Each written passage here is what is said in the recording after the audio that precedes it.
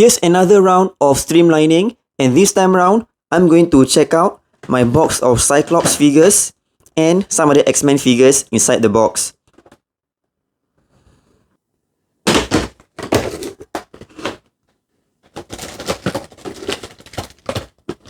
Here's Jim Lee Cyclops, Cyclops with leather jacket from the 3-pack, and this early appearance of Cyclops from the Phoenix 2-pack.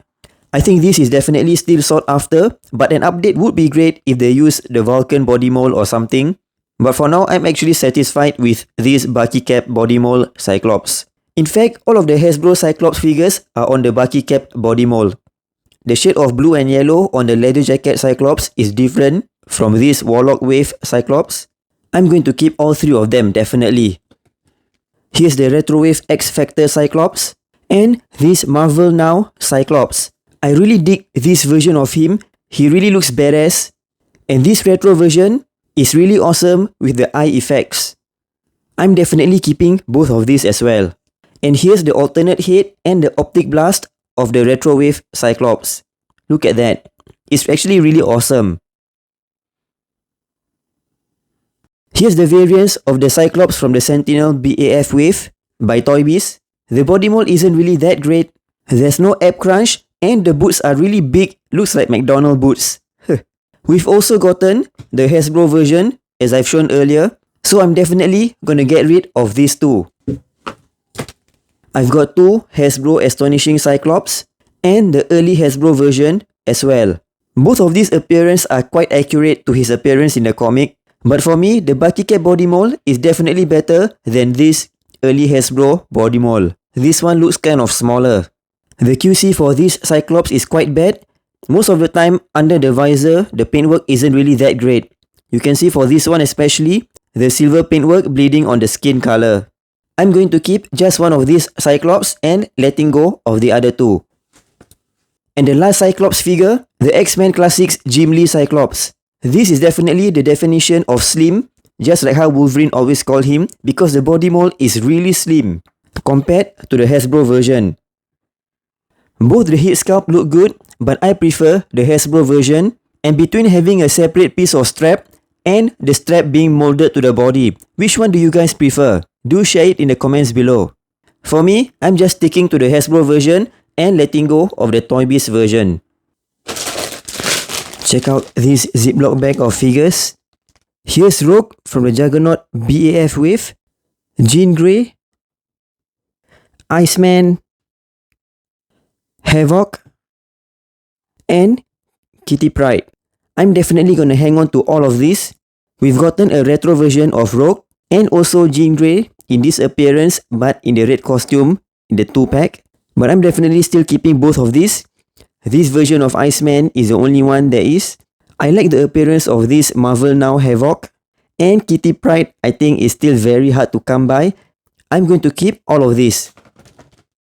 Here's 2-pack Forge from early Hasbro with all the accessories inside here. The earlier release of Gambit and this concept appearance of Cyclops from the X-Men Classics series. The body mold of Forge is kind of on the smaller side, especially when you compare with the recent Gambit. And for Gambit, he has a re-release just like Rogue in the Retro series, which has a slightly different shade of color and a different head sculpt. For this Cyclops, he has a gimmick hand which doesn't have any articulation. I think he's supposed to have light coming out from the eyes or the gun area over here when you press the button at the back, but it definitely doesn't work anymore. The sculpt on it is really good actually, but I guess the appearance is just a concept appearance and it's not comic accurate in any way. So yeah, I'm gonna let go of this. He has a gun over here. Cyclops using a gun. And this pouch at the back really has good texture. Oh, look at that. Can't believe they actually printed this warning sign at the back of the figure. I'm gonna keep these two and let go of this Cyclops. Here's the ever elusive Emma Frost from Park BAF Wave, a yellowing Phantomax from the Return of Marvel Legends series, two figures of Marvel Girl from the early Hasbro era, and her variant. This Emma Frost is on the old female body mold with the really lousy thigh joint. but with a busty upper torso, which I think Hasbro will never use again. And this earlier version of Phantom X is slightly yellowing, especially at the back of the trench coat. A bit difficult to see in the video, but in hand, you can see a slight yellowing on it. I'm going to let go of Phantom X because we already have the updated version, and also I'm going to let go of one of the Marvel girls. Here's the pile of figures that I'm letting go, and these are the ones that I'm keeping. I'm not really letting go of most of them, but at the very least, quite a decent amount of Cyclops figures, I guess. Here are the ones that I'm letting go. This Astonishing Cyclops, because this is an extra figure. The earlier version of the Astonishing Cyclops, this concept series Cyclops. I will stick to the Hasbro version of Jim Lee Cyclops and let go of this.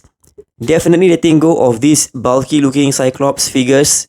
Letting go of Phantom X because we already have an updated version of him as well. And for Marvel Girl, it's an extra figure. And these are the ones that I'm keeping. All these mutant ladies and these two early Hasbro versions as well. I'm keeping this Gambit even though we have the retro version. This forged head sculpt really looks good, so I'm keeping the figure. Iceman, Havoc, and all of the Cyclops versions, I'm definitely keeping them as well. Not the most fruitful session, but at the very least, I am still letting go of 8 figures. Thanks for watching. Do check out my reviews of the recent Spidey figures or check out my Wolverine collection in this video over here.